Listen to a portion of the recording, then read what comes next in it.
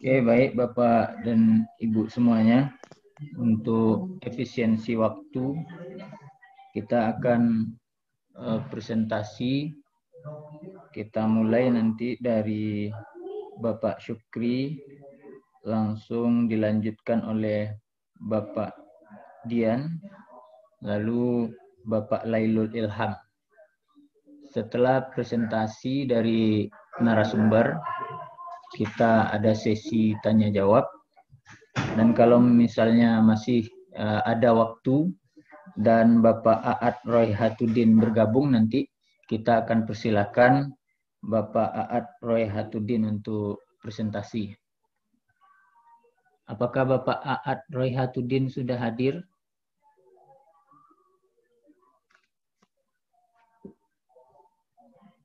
Kalau belum, berarti kita presentasi 3 orang untuk sesi pertama, sesi kedua nanti 1 orang. Mudah-mudahan nanti Bapak Royhatudin bisa hadir.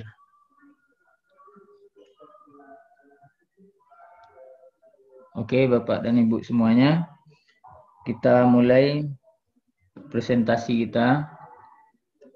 Kesempatan pada sesi pertama ini yaitu penyajian makalah atau tulisan oleh Bapak Syukri Iska dan Ibu Elsi Reni, Bapak Dian Wahana Putra, dan Bapak Lailul Ilham. Oke, untuk sesi pertama ini kita persilahkan kepada Bapak Dr. Syukri Iska MAG untuk memulai presentasinya.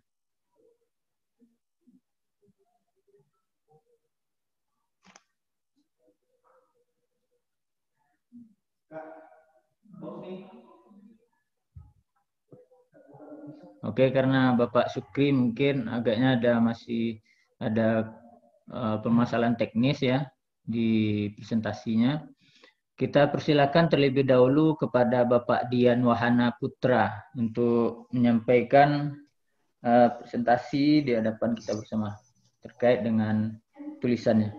Silakan Bapak Dian Wahana Putra. Ini kami belum diizinkan untuk share screen, Pak. Oke, bisa dikirimkan aja Pak ke kolom chat. Oh gitu. Bentar. Ini Pak Syukri Iska sudah ngirimkan, barangkali ya lebih siap dulu.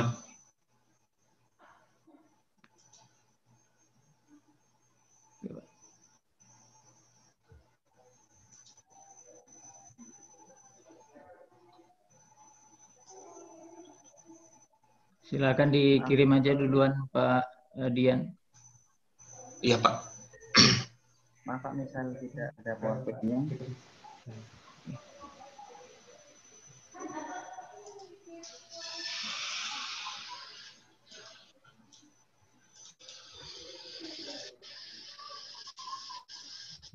Maaf, tanya. Sudah Pak.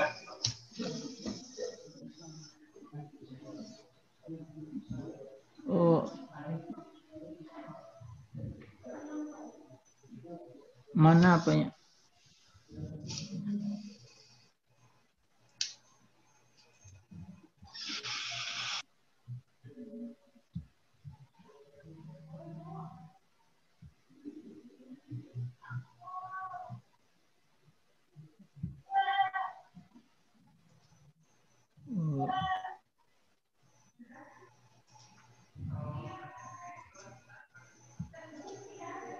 Bang, saya udah kirim ini. Oke Pak. Ada persoalan teknis kayaknya Pak. Sebentar kita get ke admin. Pak Samad. Pak Samad.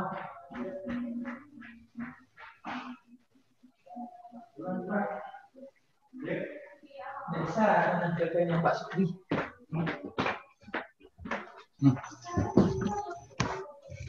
Yang makalah Pak Syukri sudah di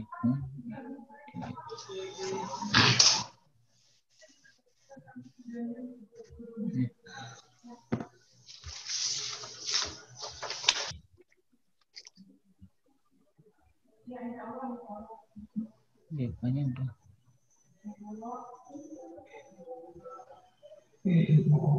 Ini close dulu. Oh, iya. Ini dia kan? Ya. Udah di-share nih? Belum? Belum lagi.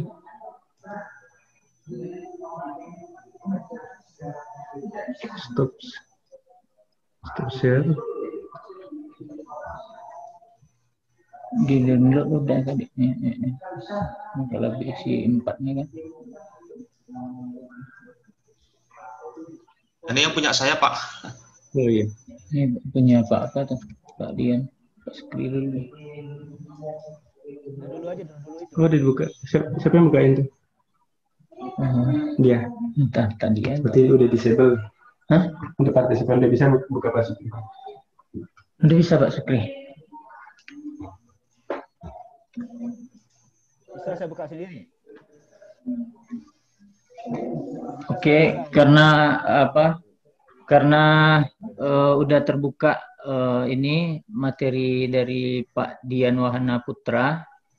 Kita persilahkan terlebih dahulu kepada Pak Dian Wahana Putra untuk mempresentasikan.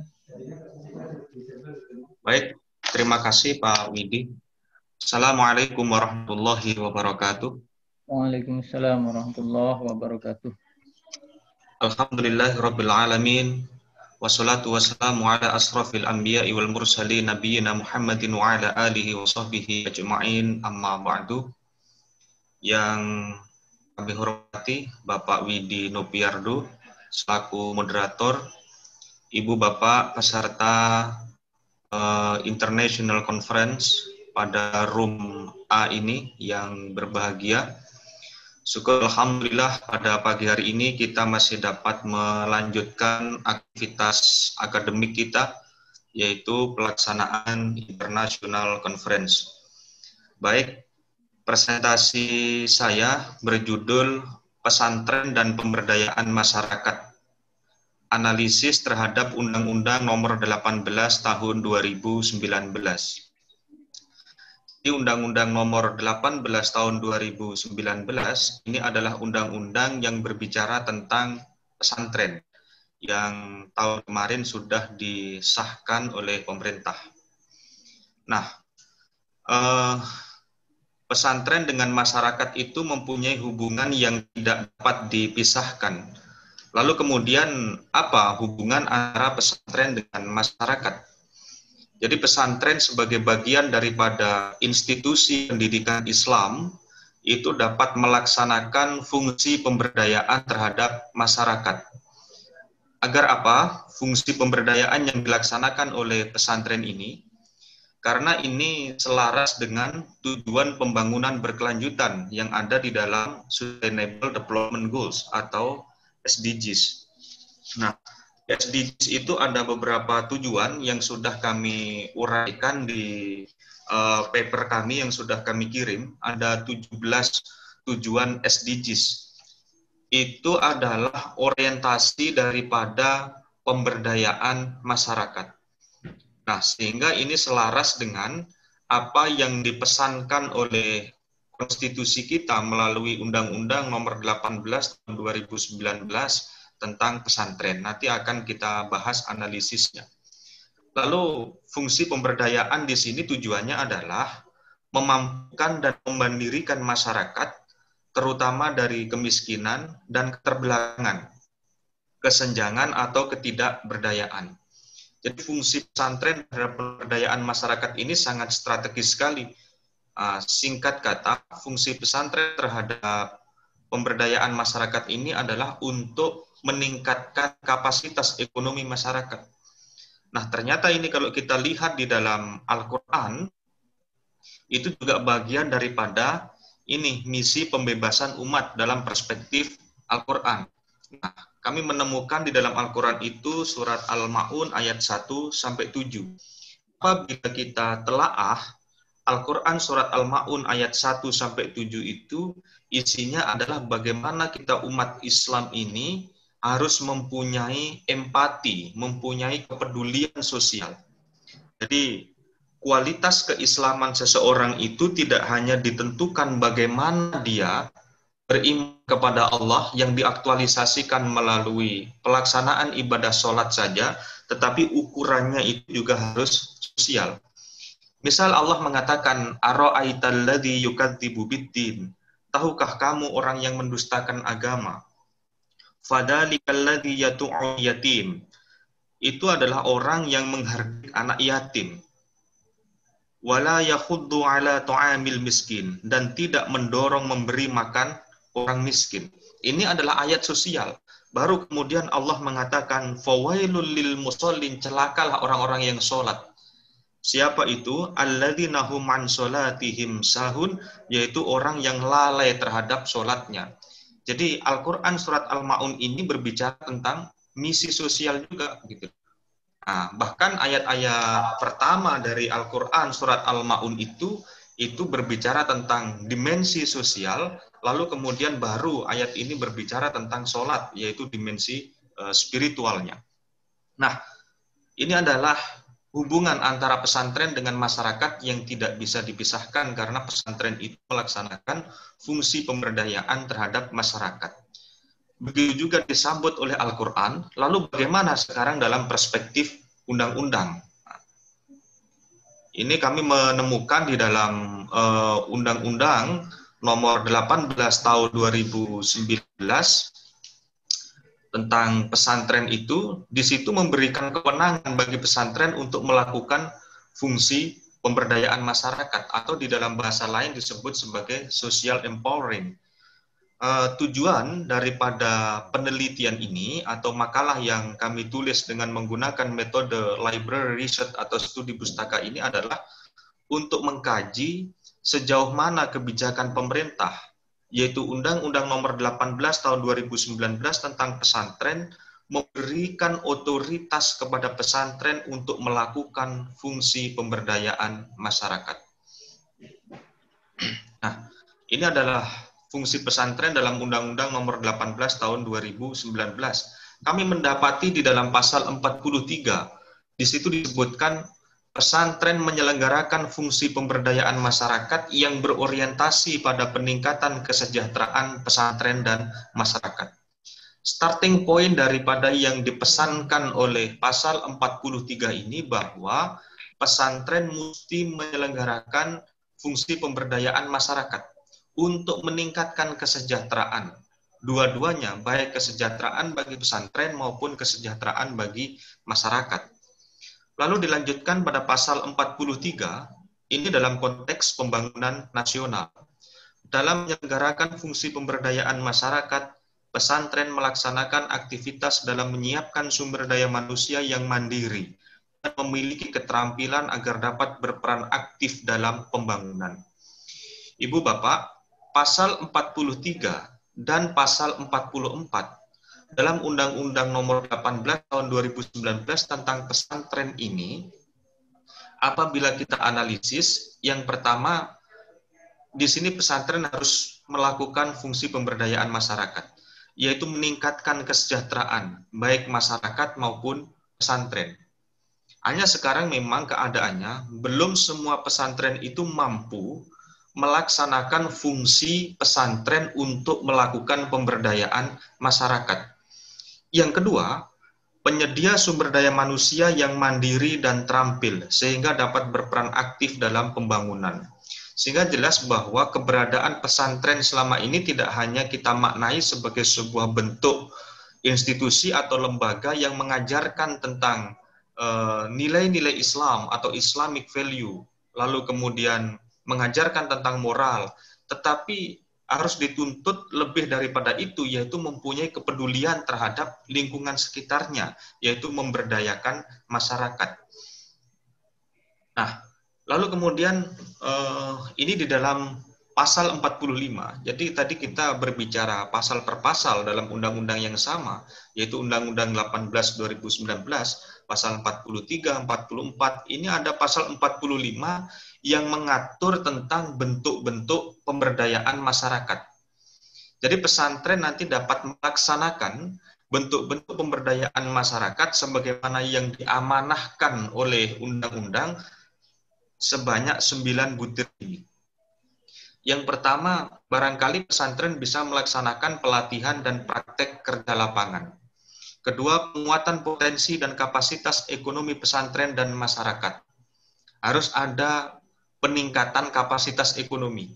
Yang kedua, pendirian koperasi, lembaga keuangan, dan lembaga usaha mikro, kecil, dan menengah. Pendampingan dan pemberian bantuan pemasaran terhadap produk masyarakat. Jadi kalau ada masyarakat yang mempunyai produk, pesantren dapat melakukan sebuah pemberdayaan, fungsi pemberdayaan di situ dengan cara membantu memasarkan produk daripada yang dibuat oleh masyarakat itu. Yang kelima, pemberian pinjaman dan bantuan keuangan, pemberian modal. Yang keenam, bimbingan manajemen keuangan, optimalisasi, dan kendali mutu. Jadi pesantren dapat melakukan semacam fungsi bimbingan kepada masyarakat, baik yang terkait dengan keuangan, optimalisasi produk dan pemasaran, lalu kemudian juga kendali mutu. Pelaksanaan kegiatan sosial kemasyarakatan, pemanfaatan dan pengembangan teknologi industri dan atau pengembangan program lainnya. Ini dalam konteks analisis ya, kami terhadap Undang-Undang Nomor 18 Tahun 2019 tentang pemberdayaan masyarakat. Nah, Ibu Bapak, berdasarkan analisis itu tadi, maka kalau kita simpulkan sesungguhnya pemerintah kita hari ini melalui Undang-Undang 18 2019 tentang pesantren itu telah mengatur sebuah regulasi yang jelas, memberikan kewenangan seluas-luasnya kepada pesantren. Nah, walau demikian masih terdapat beberapa kekurangan ya dalam undang-undang itu. Kalau kami analisis, kekurangannya itu menjadi bagian daripada rekomendasi kami di sini. Jadi intinya sesungguhnya Undang-Undang 18 tahun 2019 tentang pesantren ini telah memberikan keleluasaan yang seluas-luasnya kepada pesantren untuk melaksanakan fungsi pemberdayaan masyarakat. Namun walau demikian, di balik undang-undang itu masih ada celah yang perlu kita perbaiki ya. Ini saya tulis di rekomendasi kami salah satu, ini dua ya, di antaranya yang pertama, undang-undang tersebut tidak dilengkapi dengan regulasi yang mengatur tentang konsekuensi apabila terdapat pesantren yang belum melaksanakan fungsi pemberdayaan masyarakat. Saya kira masih banyak pesantren yang belum melaksanakan fungsi itu, padahal itu sudah menjadi bagian daripada amanah undang-undang. Nah, belum ada regulasi yang mengatur konsekuensi apabila ada pesantren yang belum melaksanakan fungsi itu. Yang kedua, di pasal 46 itu, pemerintah mestinya memberikan dukungan fasilitas, keuangan, sarana prasarana, teknologi, lalu kemudian bantuan pelatihan keterampilan. Tetapi ini hanya sebatas undang-undang yang disahkan oleh DPR RI dan belum didukung dengan peraturan daerah, sehingga pesantren yang domisilinya ada di daerah-daerah itu masih belum dilindungi oleh peraturan daerah, oleh Perda, baik tingkat provinsi maupun tingkat kabupaten. Nah, ini saya kira menjadi PR kita ke depan, sehingga maksud kami dari presentasi dan dari tulisan ini menjadi bahan renungan kita bersama bahwa pesantren kita walaupun sudah ada undang-undang yang mengatur, tetapi masih terdapat celah yang perlu diperbaiki ke depan. Nah, saya kira ini yang bisa kami sampaikan Pak Widi Biardo. Kurang lebihnya mohon maaf. Nasrun minallah wa fatkun qorib. Wassalamualaikum warahmatullahi wabarakatuh. Waalaikumsalam warahmatullahi wabarakatuh. Untuk kesempatan kedua, kita berikan kepada Bapak Dr. Haji Syukri SKMAG dan Ibu Elsie Reni untuk menyampaikan presentasinya di depan kita. Kepada Bapak Dr. Haji Syukri SKMAG, kita silakan. Terima kasih Pak Widi. Bismillahirrahmanirrahim. Assalamualaikum warahmatullahi wabarakatuh. Waalaikumsalam warahmatullahi wabarakatuh. Alhamdulillah. Warahmatullahi wabarakatuh. Wa syukurillah wassalatu wassalamu ala Rasulillah sallallahu alaihi wasallam wa ala sahbihi ajma'in amma ba'd. Saya hormati moderator Bapak Widi Nopiardo, kawan-kawan semua, presenter dan yang hadir dalam kesempatan webinar ini. Saya diberi kesempatan kedua ini dan ingin mengajukan topik konsep ekonomi Islam, refleksi moderasi Islam dalam berekonomi. Tersajikan ya Widi, nampak ya Widi? Widi? Jelas Pak. Jelas. Nampak. Ya. Ini merupakan sebetulnya satu dorongan saja di saat memang tema Batu Sangka International Conference yang kelima ini bicara persoalan moderasi beragama, dan background saya sebetulnya orang ekonomi Islam. Saya berupaya mencari peluang-peluang dan kemungkinan-kemungkinan yang bisa saya masuk dalam kancah tema International Conference ini, dan itu relevan dengan background saya. Makanya saya coba melihat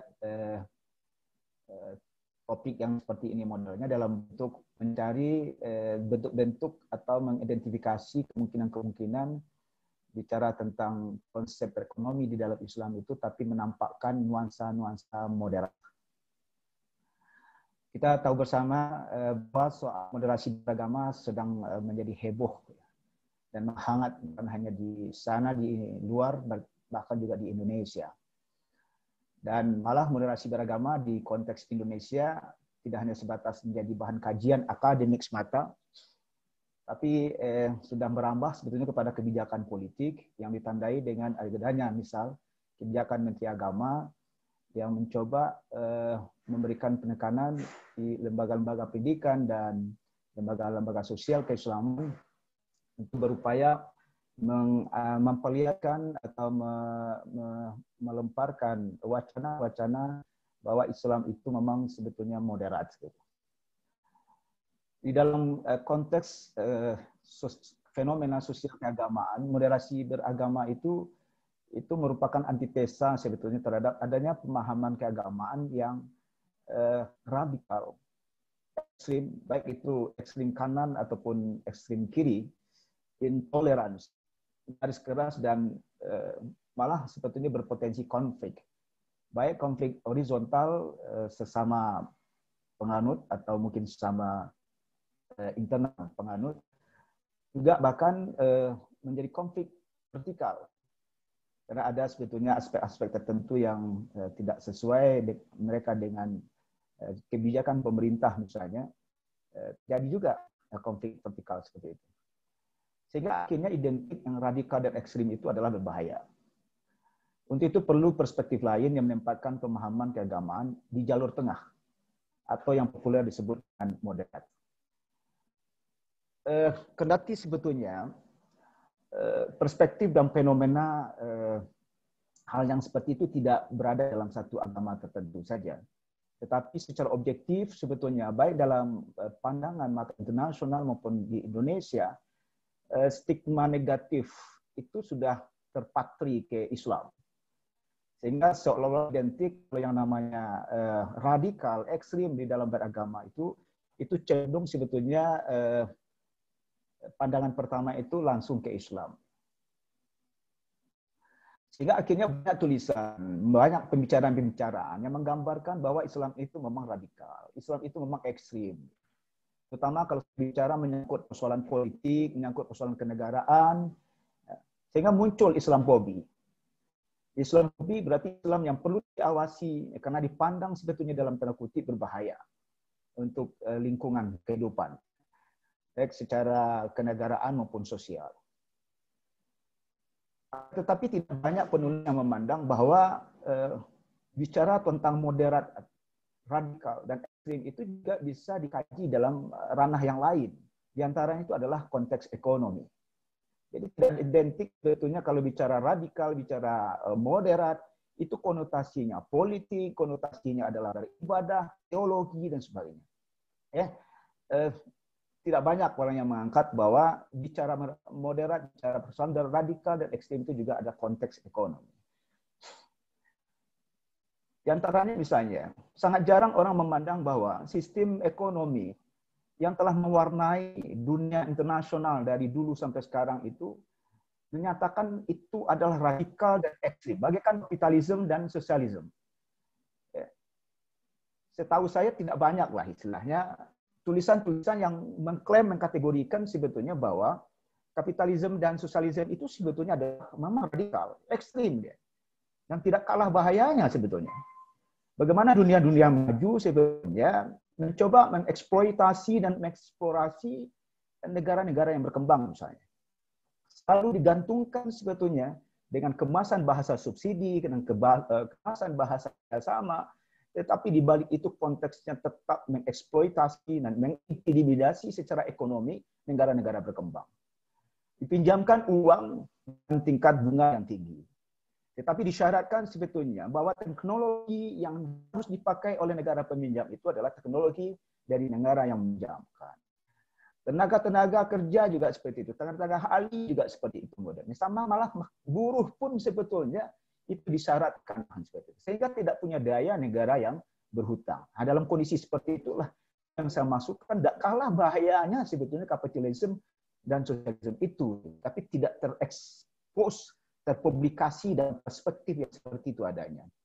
Makanya inilah yang mendorong saya untuk mencoba menulis ini dan mengangkatnya dalam satu nomenklatur, dalam satu konsep yang saya istilahkan sebetulnya adalah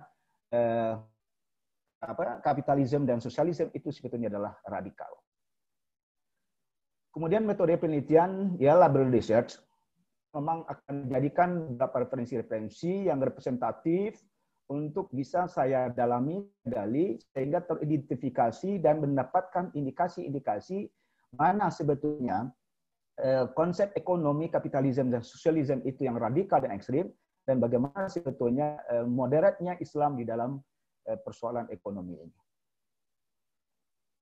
Saudara sekalian, maksud moderasi dalam Islam itu banyak sebetulnya para ahli mengemukakan, tapi satu dari ahli yang saya sampaikan yang ini agaknya menurut saya relatif relevan dengan konteks ekonomi. Bagaikan yang dikemukakan oleh Kuwait Syihab bahwa moderasi atau yang diistilahkan dengan wasatiyah itu sebetulnya dalam Islam setidak-tidaknya memiliki dua pilar. Pilar pertama itu adalah keadilan dan keseimbangan yang bermakna sama, yakni persamaan dalam hak, tidak berpihak dalam dua pendapat atau yang saling bertarikan, ya, atau seimbang secara proporsional sesuai dengan besar kecilnya fungsi masing-masing pihak, atau pemaknaan menempatkan sesuatu pada tempatnya dalam hak-hak individu tanpa melanggar hak-hak orang lain.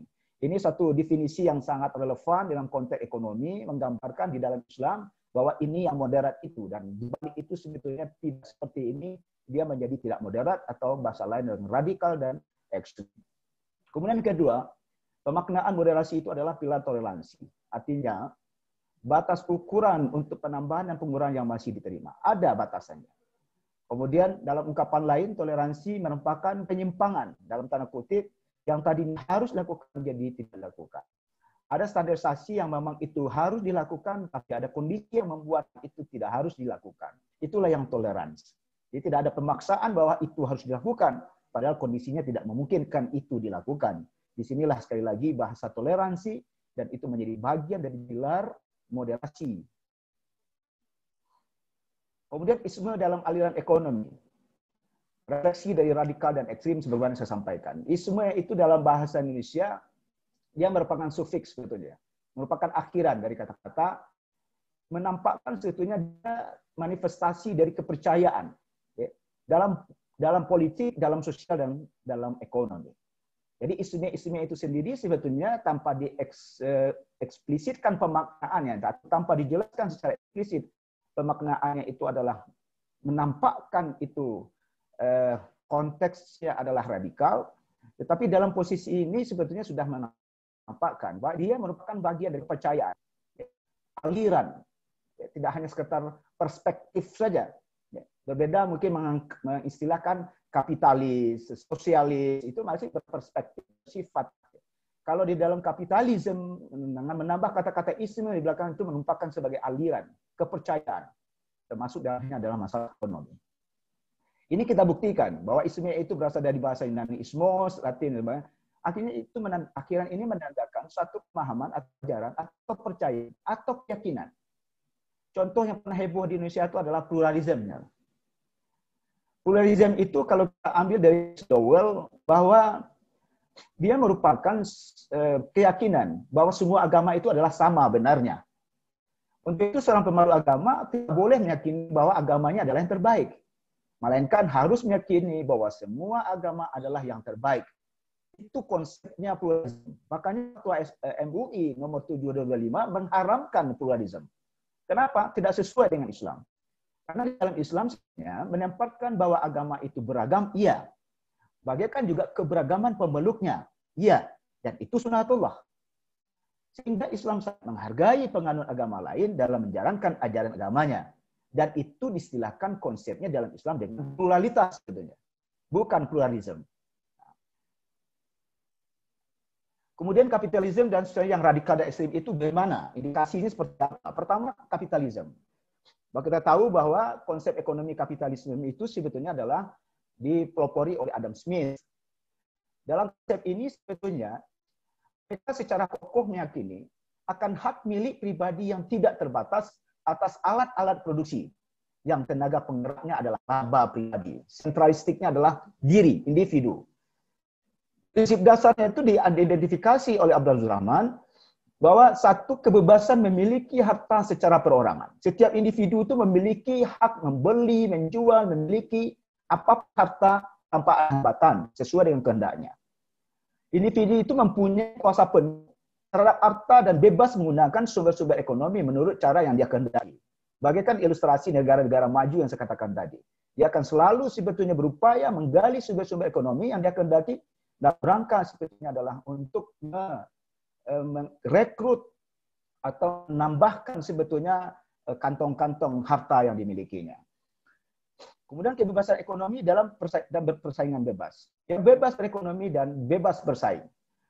Setiap individu berhak terjun dalam semua bidang bisnis dan memperoleh sebanyak-banyaknya keuntungan. Negara tidak boleh ikut campur dalam hal itu kalau stressingnya itu kepada swasta atau individu personal sifatnya, bukan ke negara. Kalau tadi ilustrasi saya ke negaranya. Dalam konteks seperti ini, negara nggak bisa ikut campur. Negara hanya sifatnya lebih melakukan pengawasan. Kenapa? Karena berdasarkan kepada prinsip perekonomian yang persaingan bebas. Yang ketiga itu adalah ketimpangan ekonomi. Di dalam sistem ekonomi kapitalis itu, modal merupakan sumber produksi dan sumber kebebasan. Individu pemilik modal besar akan menikmati hak kebebasannya yang lebih besar, lebih baik untuk mendapatkan hasil yang sempurna. Sebaliknya sebetulnya orang yang punya modal kecil siap sebetulnya di dalam tanda kutip tidak kuat untuk berkompetisi dengan mereka-mereka yang kuat permodalan itu. Ketidaksamaan kesempatan mewujudkan perbedaan antara golongan kaya semakin kaya dan yang miskin semakin miskin. Kalau kita coba ilustrasikan di Indonesia, Bapak Ibu semua, dalam perspektif dan analisis para pengamat ekonomi, hanya 1% dari jumlah penduduk Indonesia menguasai lebih dari 60% sumber kekayaan di Indonesia. Jadi 60% kekayaan negara Indonesia itu hanya dikuasai oleh 1% jumlah penduduk Indonesia. Coba bayangkan. Kendati pelaku usaha ekonomi mikro kecil menengah itu lebih kurang 90% dari pelaku ekonomi di Indonesia, secara jumlah orang benar banyak dianya, tetapi di dalam penguasaan aset yang dimiliki itu tidak ada apa-apanya. Kenapa? Karena dikuasai oleh yang 1% itu tadi, 6% yang dia kuasai, Masya Allah, luar biasa. Itu satu indikasi sebetulnya pola kapitalis. Tapi pernah nggak kita menyatakan itu sebagai suatu perspektif, satu sisi, satu pandangan bahwa itu sebetulnya adalah radikal. Itu adalah ekstrim. Nggak pernah kita suarakan begitu. Kita larut dengan perspektif radikal dan ekstrim itu hanya dalam konteks hidup bernegara, bisa ada perspektif negara khilafah dan sebagainya misalnya, atau beraliran beribadah misalnya, cenderung menilai ini adalah bid'ah, ini tidak bid'ah, kita katakan ia sebagai orang yang ekstrim. Itulah kira-kira gambarannya, mirisnya kita. Kemudian di dalam konteks sosialisme, kita tahu dipelopori oleh Karl Marx, dia adalah antitesa terhadap kapitalisme yang banyak sebetulnya merugikan orang banyak. Dan beranjak dari itu juga lah Karl Marx untuk melontarkan pemikiran perlu bentuk sosialisme itu. Menurut George, bagaimana dikutipkan oleh Manat, bahwa sistem ini terjadi penghapusan terhadap milik pribadi dan alat produksi. Yang kemudian diganti sebetulnya bahwa semuanya itu aset, barang yang ada menjadi milik pemerintah, kemudian dilakukan pengawasan atas industri dan pelayanan utama. Sifat dari dan luasnya industri mesti mengabdi pada kebutuhan sosial dan bukan kepada motif laba. Stresnya kepada sosial, kepada masyarakat. Atau dalam bahasa lain sebetulnya kapitalisme daya penggeraknya adalah laba individu, sedangkan sosialisme sebetulnya semua digantikan oleh motif pelayanan sosial. Prinsip dasar dari sosialisme ini menurut Abdul Rahman, pemilik harta adalah negara. Seluruh bentuk produksi dan sumber pendapatan adalah milik negara atau masyarakat secara keseluruhan. Sehingga individu tidak mempunyai hak kepemilikan. Ada hak anda individu, namun diatur dalam prinsip kesamaan. Dan secara politik lebih dikuasai sebetulnya oleh kaum buruh. Jangan indikasi yang kini muncul juga seperti itu. Nah, perspektif saja sebenarnya. Jadi tidak ada kebebasan ekonomi dan tidak ada kebebasan kepemilikan harta. Dan semuanya kalau ada akibat dari background yang ada selama ini dari kapitalisme itu dihapuskan sama sekali. Ini pun saudara sekalian bagian dari satu refleksi radikalisme, refleksi ekstrim, mau kanan mau kiri silakan saja. Tapi tetap konteksnya tidak dalam posisi yang moderat. Kemudian moderasi ekonomi di dalam Islam. Bahwa Islam sebetulnya dari konsep-konsep yang ada, walaupun dia lebih dahulu tentunya lahir dari kapitalisme dan sosialisme, tetapi dalam konstelasi hari ini, keberadaan Islam itu akhirnya menampakkan bahwa Islam antitesa terhadap dua aliran dan kepercayaan sistem ekonomi tersebut. Ya. Kenapa? Karena Islam mengakomodir, menghargai hak individu, tanpa menyampingkan hak-hak sosial dalam masyarakat. Itu menampak keseimbangan. Ya. Wasatiyah itu di situ nampaknya. Dia berada pada garis tengah itu seperti itu adanya. Ditandai dengan hadis Nabi menyatakan khairul umuri awsatuha. Sebaik-baik urusan itu sebetulnya, sebaik-baik masalah itu sebetulnya ada yang di tengah-tengah atau yang moderat. Ini suatu refleksi bahwa Islam itu rahmatan lil alamin. Ya. Baik ketuan dalam ayat secara eksplisit maupun pemahaman terhadap nas itu secara kontekstualis dan sekaligus juga menangkap fenomena-fenomena sosial dan realitas sosial sebagai hal yang akomodir di dalam sistem syariat Islam berdasarkan pendekatan maqasid syariah, semuanya menampakkan sebetulnya bahwa Islam berada pada posisi yang moderat tersebut dan konsisten berjalan dalam rel yang demikian. Beberapa indikator yang saya coba identifikasi untuk menampakkan bahwa Islam itu memang moderat, bagaikan satu, perimbangan kebebasan dan hak individu itu dengan sosial. Ada keseimbangan. Ya, tidak mendominasi hak individu dan tidak mendominasi persoalan sosial. Bagaikan yang ekstrim yang tadi yang masukkan. Kenapa? Karena Allah nyatakan gitu, laha maka sabat so'alaiha maka sabat. Seseorang itu sebetulnya akan dia dapatkan sejauh yang apa yang dia usahakan. Ya, sebaliknya juga ada kewajiban yang dia jalankan, tergantung beban yang diberikan kepada dia. Itu merefleksikan sebetulnya pengakuan Allah terhadap hak individu. Ya.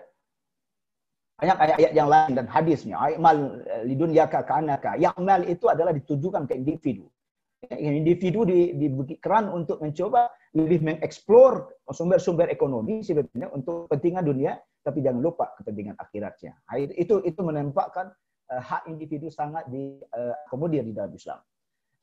Tetapi di balik itu ada keseimbangan dengan hak sosial. Diungkapkan oleh Allah, wa fi amwalihim haqqul lisa'il wa mahrum. Di balik harta yang kamu miliki itu sebetulnya ada hak orang lain gitu.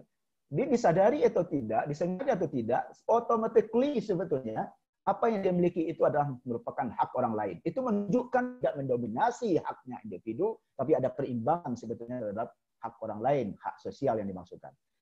Kemudian kesamaan di dalam pendapatan, tapi tidak mendominasi. Saudara sekalian, pendapatan itu tidak sama.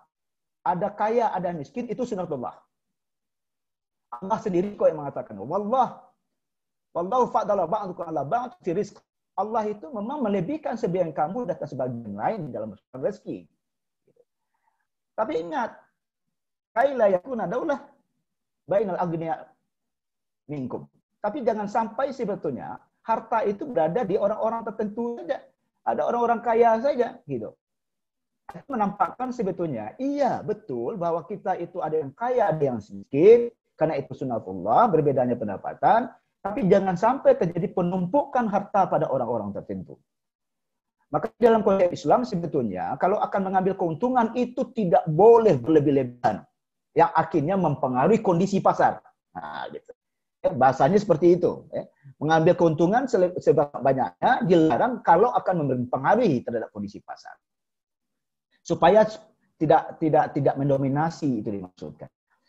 Kemudian juga diungkapkan Allah, walladzina idza anfiqu lam yusrifu wa lam yaqtaru wa kana baina dzalik qawaman. Ya, orang-orang yang apabila membelanjakan harta, mereka tidak berlebihan, namun juga tidak pula kikir. Dan adalah pembelanjaan itu di tengah-tengah di antara demikian. Ini menunjukkan sebetulnya juga kategori bahasanya yang moderat itu. Ya, tidak boros, tapi tidak kikir. Nah, berimbanglah, ya. Penuhilah kebutuhannya dan bagikan juga punya orang lain, gitu ya. Nah, disinilah perimbangan yang dimaksudkan. Kemudian keadilan dan keseimbangan. Bagaimana sebetulnya Rasulullah menggariskan laknatullah ala rashi wal murtashi, salah bahasa di sini. Yang dimasukkan sini adalah laknatullah ala man ihtakara, maksudnya. Ya. Bahwa sebetulnya diharamkan, dilaknati Allah orang yang menimbun-nimbun barang yang tidak mendistribusikan secara wajar. Ini hadisnya salah saya ketik ini. Ya. Itu menampakkan sebetulnya bahwa tidak boleh monopoli, tidak boleh oligopoli yang satu bentuk ciri yang dimiliki oleh kapitalisme. Ya. Karena apa? Karena monopoli dan oligopoli itu membuat sebetulnya penguasaan pada orang tertentu gitu. Akan berjalan bagaikan pola kapitalisme tadi. Nah, yang terjadi akibatnya apa? Terjadilah mempengaruhi kondisi harga di pasaran misalnya. Jadi kebebasan di pasaran itu sebetulnya itu tidak memberikan pengaruh harusnya ya, terhadap harga pasar itu gara-gara adanya satu tindakan oleh individu tertentu. Bagaikan yang kita masukkan monopoli dan oligopoli tadi.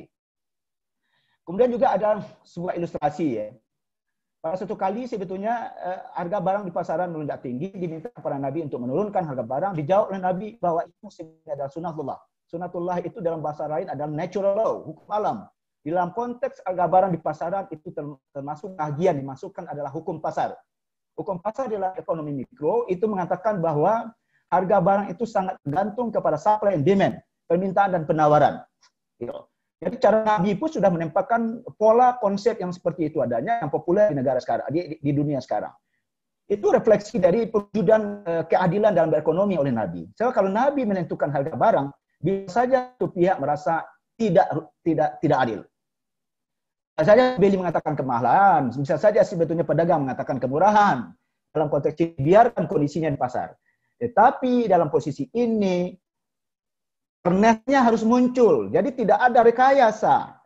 Kondisi keberadaan barang di pasaran langka tidak direkayasa.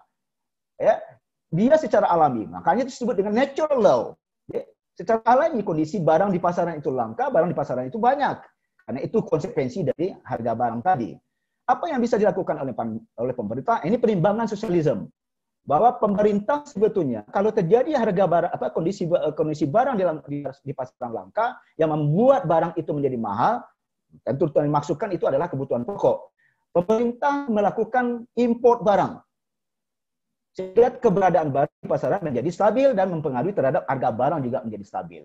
Jadi pola dipakai oleh sosialisme diakomodir sebetulnya dan ada indikator yang ditunjukkan oleh Islam, bagaikan juga cara yang ada pada kapitalisme melemparkan suasana pasar bebas dimaksudkan, yang tapi pasar bebas yang terkendali. Dalam pola yang seperti inilah yang kita masukkan Islam itu punya konsep ekonomi yang moderat.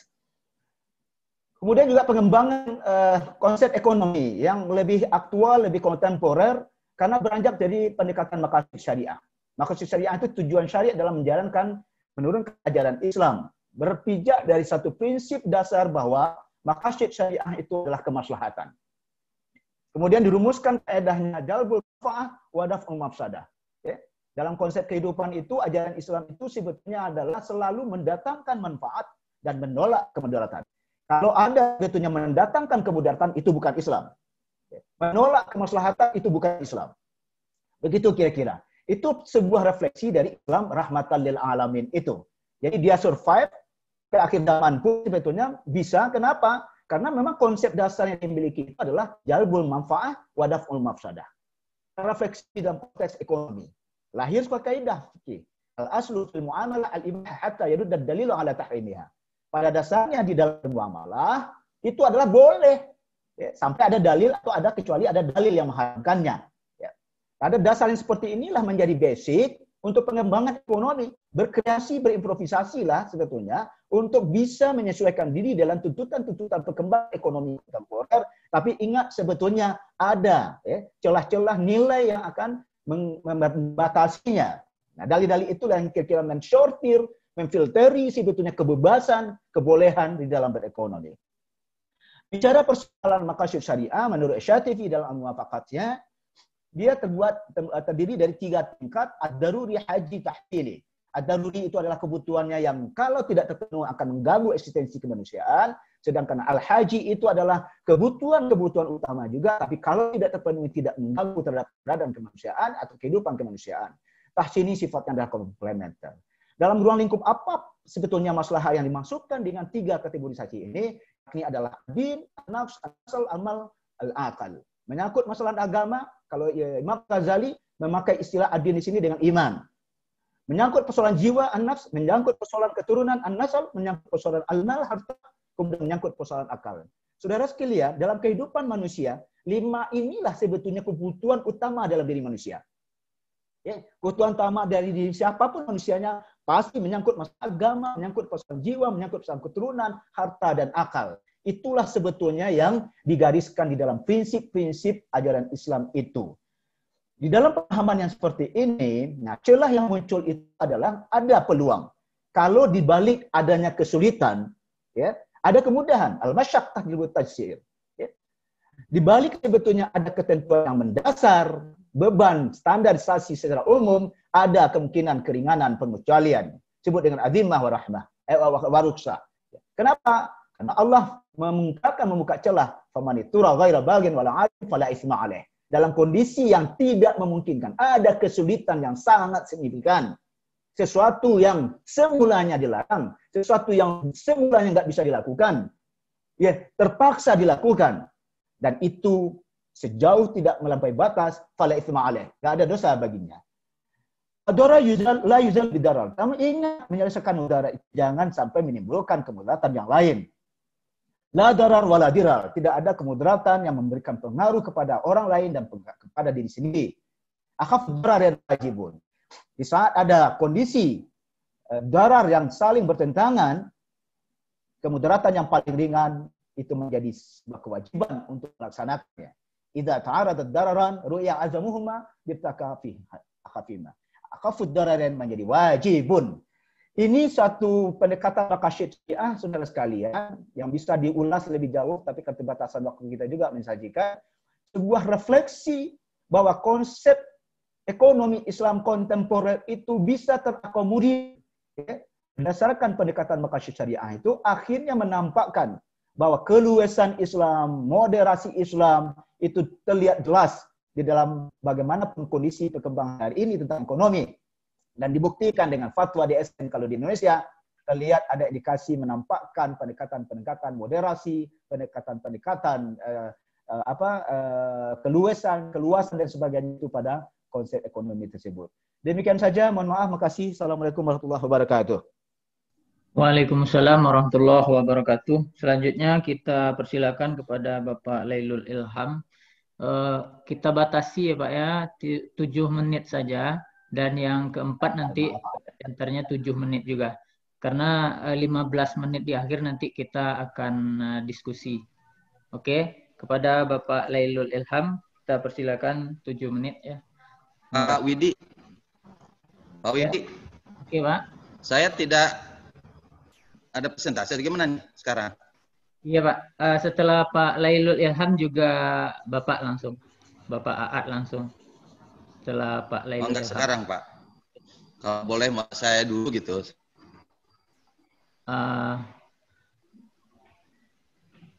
Insya Allah setelah Pak Lailul Ilham langsung Bapak nanti. Karena 8 sekian. Insya Allah 8.50 kita selesai nanti, Pak.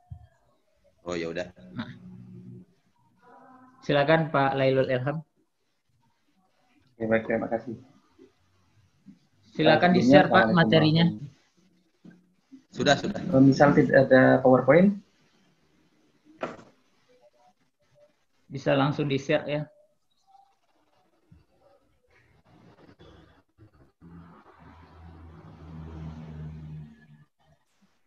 maaf Pak Widi.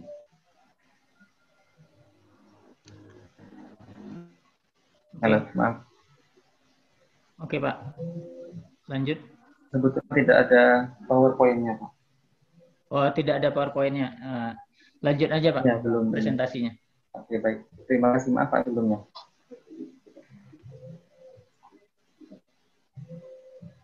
Baik, Assalamualaikum warahmatullahi wabarakatuh.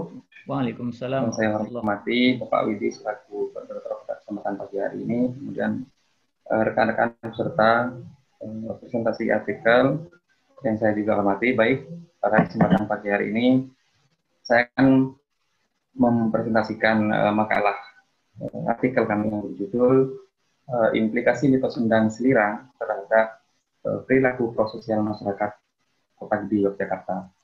Baik, sebelumnya sebagai latar belakang, penelitian ini berangkat dari satu kasus gitu ya, termasuk kasus umum yaitu persepsi masyarakat ataupun persepsi publik pada umumnya tentang bagaimana masyarakat memandang mitos di era sekarang kayak gitu. Tidak lain mitos dipersepsikan sebagai satu yang sekedar hal-hal gaib, hal yang irasional, dan kecenderungan masyarakat yang masih menitikberatkan kepada sesuatu itu, kecenderungan terhadap perkembangan mitos tersebut dijadikan sebagai identifikasi sebagai satu bentuk keterbelakangan, gitu, kasarannya. Karena di era sekarang masih mempercayai hal-hal yang dianggap irasional dan tidak perlu untuk tapi percayai, mungkin begitu kira-kira. Kemudian kasus tersebut namun di tengah-tengah masyarakat kita itu masih banyak mitos-mitos yang berkembang dan masih dilestarikan oleh masyarakat kayak gitu. Atas sebenarnya ada hal apa kayak gitu. Di tengah perkembangan masyarakat yang semakin modern, semakin mengarah pada hal-hal yang materialistis gitu ya, yang nyata, rasional dan sebagainya, ternyata masih ada sekelompok masyarakat yang mempertahankan atau memiliki kepercayaan kepada hal-hal yang dianggap irasional dan gaib, mistik dan sebagainya. Kemudian sebagai teori dasar dalam ilmu sosiologi, segala sesuatu, eksistensi segala sesuatu tidak mungkin bertahan yaitu jika tidak memiliki fungsi sosial yang konkret terhadap masyarakat. Yaitu. Kemudian bagaimana melihat mengidentifikasi mitos khususnya mitos yang sudah di masyarakat Kota Gede Yogyakarta? Saya meyakini bahwasanya mengapa mitos itu lebih dilestarikan, dipertahankan bahkan di tengah perkembangan zaman sekarang itu tidak lain pasti memiliki beberapa aspek yang memiliki fungsi kontribusi besar terhadap bisa kesejahteraan ataupun kenyamanan dan keamanan masyarakat sekitar. Kira-kira begitu. Kemudian itu salah satu dari fenomena yang akan diangkat pada kesempatan pagi hari ini. Mungkin salah satu dari sekian banyak kasus mitos yang berkembang di tengah masyarakat, khususnya masyarakat pedesaan.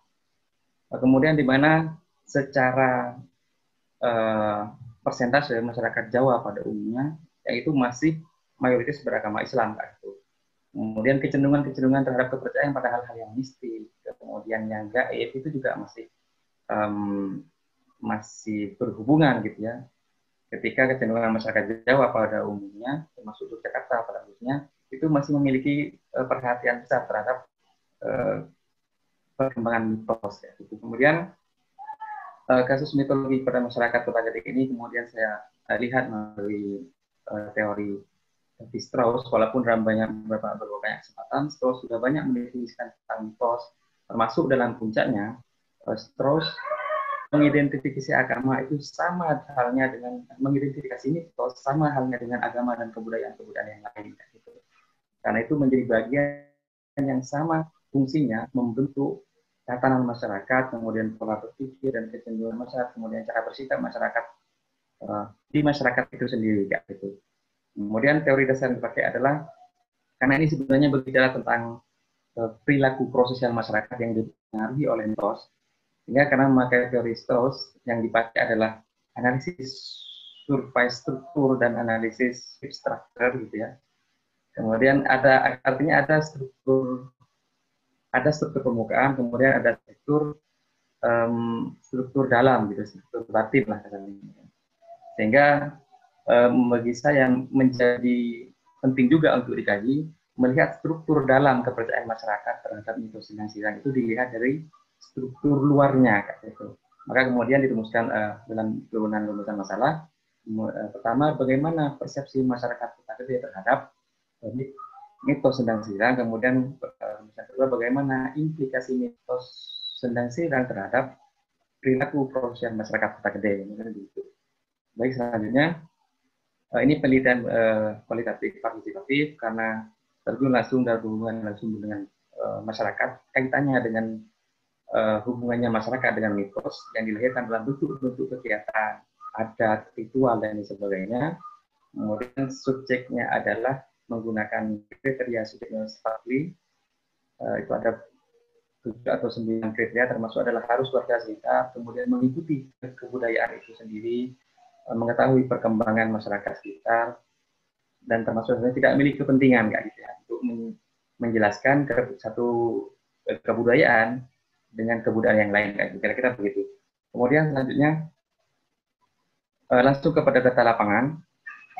Di antara beberapa kecenderungan yang fakta lapangan ditemukan di lapangan, kayak itu di antara yang pertama adalah persepsi masyarakat Kota Gede terhadap mitos Sindang-Sirang itu didasari oleh 3 hal. Yang pertama adalah mitos sebagai pelestarian peninggalan leluhur, kemudian mitos sebagai konservasi cagar budaya, terus yang ketiga mitos sebagai penunjang perekonomian masyarakat. Itu yang pertama, mitos sebagai pelestarian leluhur.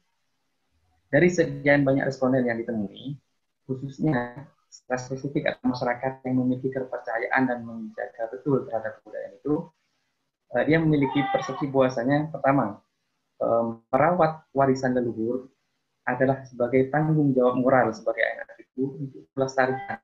Karena di luar persoalan mitos Sindang-Sirang itu memiliki situs berupa sendang yang harus dirawat dan dilestarikan masyarakat, kepercayaan yang berkembang juga adalah roh-roh leluhur itu juga masih berada di sekitar area sendang, dia akan merawat sendang sebagaimana anak asuhnya juga harus merawatnya, Kak, gitu.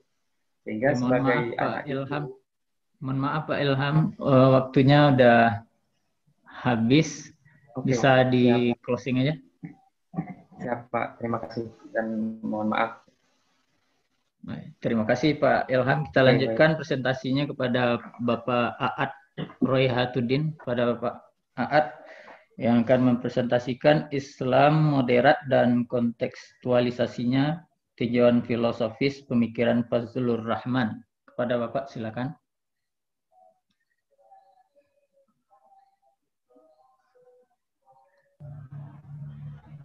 Assalamualaikum warahmatullahi wabarakatuh.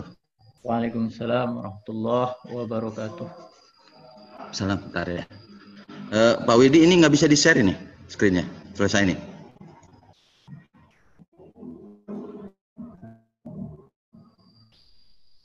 Ya.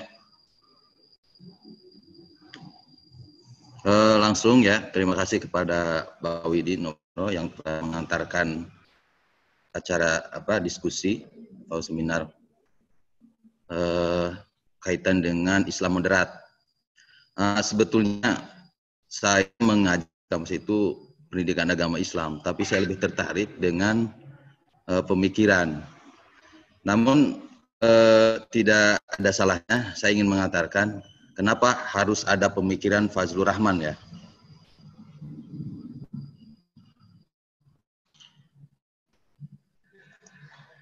Gimana sudah Pak Widi?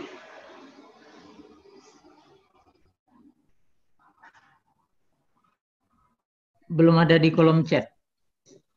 Sudah dikirim sama saya tuh. Belum. Islam moderat nih yang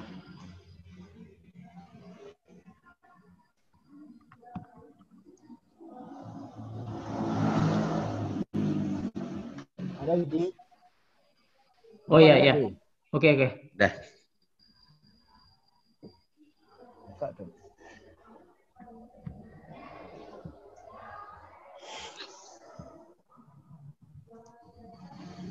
Lanjut aja dulu, Pak.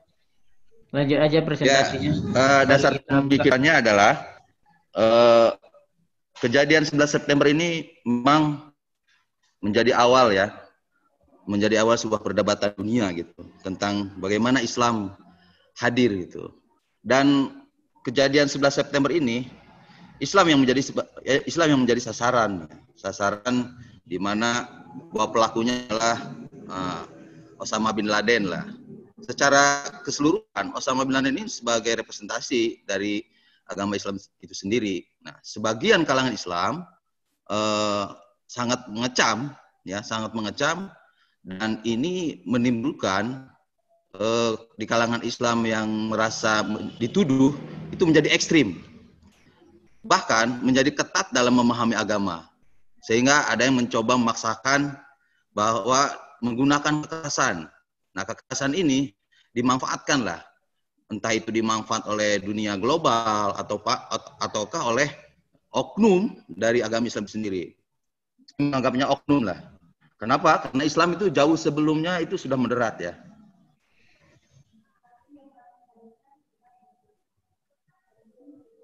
Nah, pilihannya kenapa harus pemikiran Fazlur Rahman? Padahal Fazlur Rahman itu kan tidak pernah menerangkan apa itu Islam moderat. Yang ada adalah Islam modern atau modernis Islam. Tapi saya mengatakan bahwa Islam moderat itu kan kaitannya dengan Al-Quran sebagai kebenaran yang otoritasnya adalah dari Tuhan.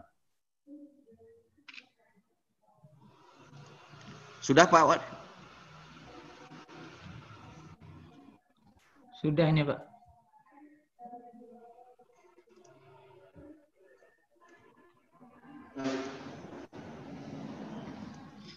Ya. Silakan Pak Wan. Ya. Tinggal di F5 Pak, di next maksudnya Pak. Ya. Di next. Iya, ya. Harusnya diklik itu, Islam moderat itu langsung ada itu. Jadi Islam moderat dan kontekstualisasinya,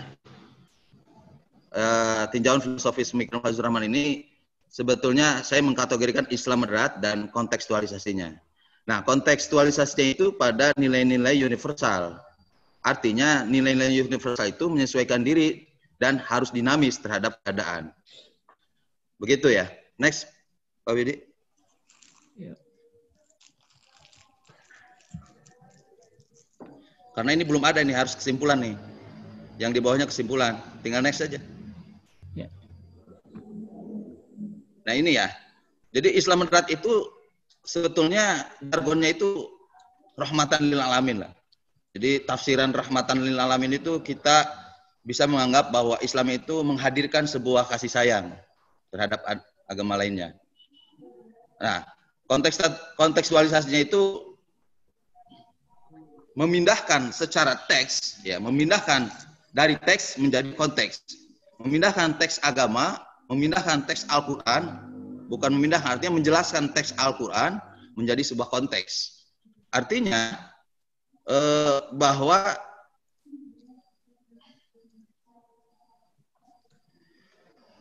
konteks ini mampu menjelaskan reformasi dan transformasi secara radikal dengan mengembalikan Al-Quran pada mana yang sesungguhnya. Bahwa kebenaran Tuhan adalah membawa kepasrahan dan ketundukan yang dicontohkan oleh Nabi kita, Nabi Muhammad. Sehingga kehadirannya menurut Kuntowijoyo itu, Islam itu memanusiakan manusia, humanisasi, membebaskan manusia dari kelaliman, yaitu disebut dengan liberasi, dan menuju kepasrahan kepada Tuhan yang disebut dengan transendensi. Itu konteksnya ya. Lanjut. Ini next.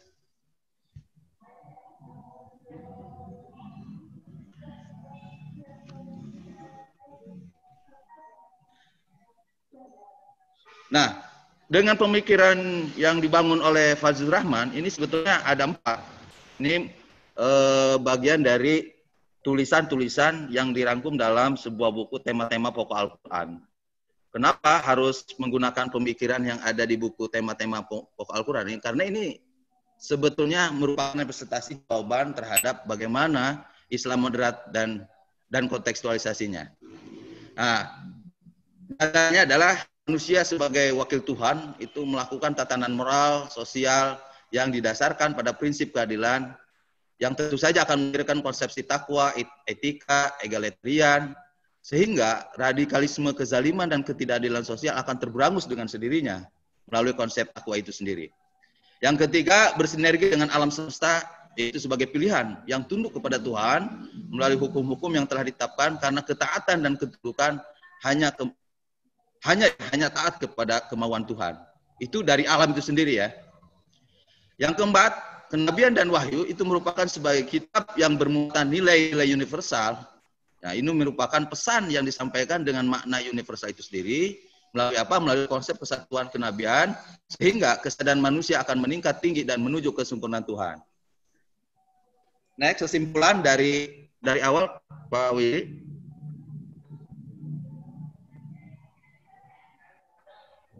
Jadi kalau dari sudah di F5 itu kita kembali lagi, Pak Willy. Enggak ada. Kembali ke awal tuh. Ke awalnya. Itu kesimpulannya itu, ya. Nih. Terus, next lagi.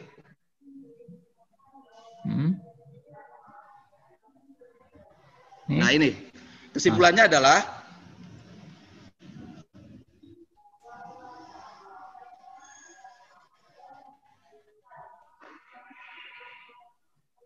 Al-Quran sebagai petunjuk, ya. Al-Quran sebagai petunjuk eksistensi manusia sebagai makhluk individu dan sosial, hadirnya alam semesta, serta wahyu dan kenabian mampu memperlakukan kondisi yang objektif antara satu individu dengan individu lain, sehingga kontekstualisasinya adalah benih-benih dan proses pemikiran yang menciptakan situasi yang baru, yang kondusif, kreatif, yang mencapai keutuhan kemanusiaan.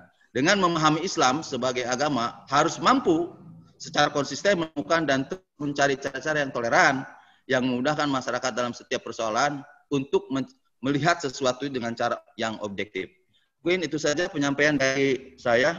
Mohon maaf apabila ada kekurangan. Silakan didiskusikan. Mohon maaf Pak Widi, saya mau mengajar ini lihat juga. Ya. Oke. Wabillahi taufiq wa hidayah. Wassalamualaikum warahmatullahi wabarakatuh. Waalaikumsalam warahmatullahi wabarakatuh. Untuk selanjutnya kita masuk kepada sesi diskusi. Persilakan kepada Bapak Ibu semuanya yang ingin bertanya kepada Bapak Syukri, kepada Pak Dian, kepada Pak Lailul, disilakan untuk bertanya.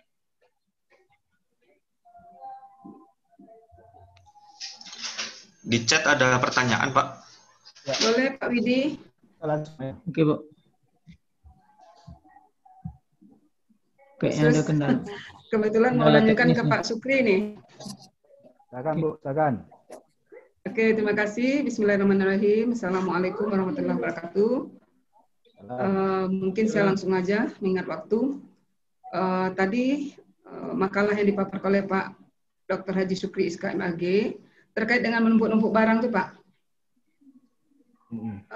Kan tidak dibolehkan dalam agama. Bagaimana dengan kita misalnya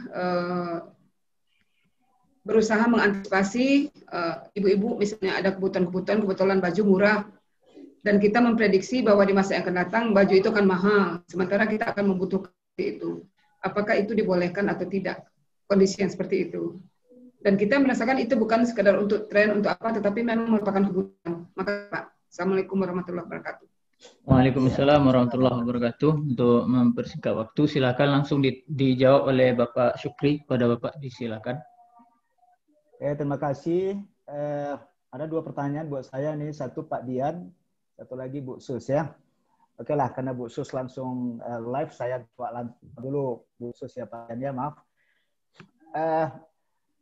Yang dimaksudkan sebetulnya larangan penimbunan barang yang dimaksudkan dalam hadis laknatullah ala man yahtakara.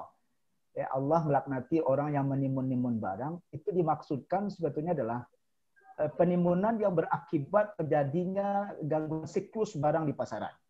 Nah, akibat dari tidak ada barang, sehingga barang di pasaran menjadi langka, barang menjadi langka di pasaran, harga menjadi naik kalau tingkat kebutuhan orang tinggi terhadap barang tersebut. Sedangkan ilustrasi yang Bu Suswati sampaikan tadi bahwa itu konteksnya adalah menyimpan baju untuk dikonsumsi sendiri, ya itu wajar-wajar saja. Karena di dalam Islam itu juga disuruh berhemat dan disuruh juga sebetulnya untuk menyimpan. Ya termasuk juga menyimpan uang dalam posisi itu. Jadi itu maksudkan Ibu ya. Jadi memang akibat dari dia menimbun barang atau menyimpan barang itu akan berimplikasi terhadap siklus barang di pasaran yang akhirnya bermuara harga barang menjadi tidak terkendali. Sedangkan pertanyaan Pak Dian, memang betul ya bahwa tentu tidak akan mudah saat memang ada stigma terhadap Islam itu yang radikal. Untuk mencoba menjelaskan tentang berbagai konsep pun akan ada juga resistensinya, ya. Termasuk bicara soal konsep ekonomi.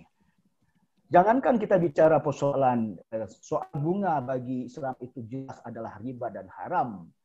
Untuk disampaikan kepada pihak eksternal Islam. Internal Islam saja sebetulnya persoalan ini masih dipandang debatable. Padahal sebetulnya tidak debatable lagi dalam konteks hukum. Ya jelas-jelas bahwa yang dimaksudkan sebetulnya dengan bunga itu adalah kelebihan di saat adanya pengembalian hutang piutang, dan itu diperjanjikan, dipersyaratkan sebelumnya, itu disebutkan dengan bunga, itu di dalam Islam disebut dengan riba. Kenapa? Karena riba dimasukkan innama kana qardan mu'ajalan bi ziyadatin masyrutah. So yang dimasukkan riba itu sebetulnya adalah ada transaksi utang piutang yang pembayaran ditangguhkan, tetapi ada sebetulnya kelebihan yang dipersyaratkan. Jelas-jelas nggak ada diperdebatkan kan harusnya, tetapi ternyata secara internal itu masih juga terlihat notasi yang demikian. Tapi tentu konteksnya itu bukan menampakkan soal bahwa Islam itu tidak moderat. Ya. Keberadaan bisa mengakomodir perkembangan lembaga keuangan Islam, mengakomodir sistem-sistem keuangan, sistem-sistem pendapatan, produksi dan konsumsi, distribusi dan sebagainya yang sesuai dengan perkembangan dunia kontemporer sekarang, Islam tetap survive. Islam tetap mengakomodir. Itu menampakkan bahwa Islam itu memang moderat dalam Islam. Tetapi kemoderatannya tentu tidak mengangkangi prinsip-prinsip yang mendasar sudah digariskan oleh Al-Quran dan Sunnah tentunya. Kira-kira begitu mungkin jawaban saya, mudah-mudahan nyambung Pak Dian. Terima kasih. Terima kasih Bapak Dr. Haji Syukri SK MAG. Selanjutnya, apakah ada pertanyaan untuk narasumber kita Pak Dian Wahana Putra? Silakan Bapak Ibu yang ingin bertanya langsung. Silakan dihidupkan speakernya. Saya. Assalamualaikum warahmatullahi wabarakatuh. Waalaikumsalam warahmatullahi wabarakatuh. Sebutkan nama dan asalnya, Pak. Nama Muhammad Arifin, kuliah di Magister Yayan Batu Sangkar. Dulu di Jember Pak Jan, sama di Jember juga dulu satu di TDI Imam Syafi'i Jember. Silakan Pak Rehan. Cuman menambahkan tentang bagaimana pemaparan Bapak tadi, bahwasanya dari apa namanya, di lapangan sendiri sebenarnya pesantren-pesantren pun sudah melakukan pemberdayaan kepada masyarakat, ya, karena di mana adanya sekolah instasi itu pasti hidup daerah tersebut, ya, seperti Jember ada UNED, ada UNMU, ya, kemudian STDI, maka hidup Jember. Kalau hilang itu hilang juga itu, karena memang ekonominya berputar di banyak institusi pendidikan. Itu dia. Terus tambahannya, kalau yang menutup diri dari masyarakat, maka itulah yang pesantren-pesantren yang mungkin dicurigai, yang malah dicurigai. Makanya dari undang-undang serta lapangan, kejadian di lapangan, insya Allah saling berkesinambungan. Kemudian juga saya mau tambahan sedikit untuk pengertian tentang wasaf dari Pak Syukri, hanya tambahan saja. Kan dalam lisanul Arab itu wasaf itu kan berarti tengah-tengah. Namun ada juga wasaf itu dalam lisanul Arab dari kata wasutar rajul